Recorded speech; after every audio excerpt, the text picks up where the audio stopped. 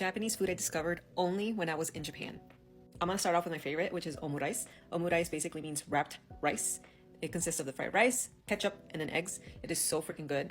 You would not think this combo would make sense, but it does, like ketchup on egg and fried rice. A lot of these dishes I was not aware of when I went to Japan. Was the first time I discovered them. Although I knew about the Japanese culture, a lot of these dishes were new to me, and I'm very glad I got introduced to them. So that is the first one I'm going to start off with today. The second one I discovered was oyakodon, which is egg and rice bowl. That is literally what it is.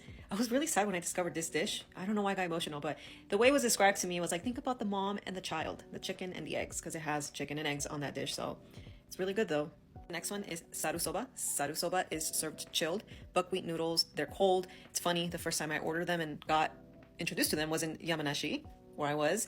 And it was in a mountainous area all the way up in the mountains where they serve these fresh. And I ordered it because all I knew was, oh, soba. And I ordered it and it was cold. And I was like, why is it cold? But honestly, it's probably the only way I kind of eat soba noodles now. So saru soba, saru is the dish, the strainer bamboo looking dish. Saru, and then the soba. And it's served in a like soy sauce base called suyu.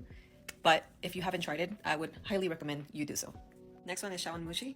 Not my favorite. I'm not a big fan of egg custard dishes, but it's made out of an egg custard and a dashi stock base. And you mix it up with various veggies on top. You can add mushrooms, you can add protein if you want to, but it's definitely not one of my favorites because it just tastes a little bit like dessert, although it doesn't have the sugar, like the sweetness in it. Give it a try. I tried it once. I think it was at a restaurant, so it wasn't freshly made like at home. I just went to a restaurant and had it because I thought it was interesting to have an egg custard like meal that wasn't a dessert. And lastly, natto, fermented soybeans. Really gross. There's a reason why it's number 5 foods I discovered in Japan. The reason I knew of this dish is because my host sisters, this was their favorite dish for breakfast. They ate natto. So I was first introduced to natto as a very first food that was new to me in Japan. I tried it and almost puked. I did not like it.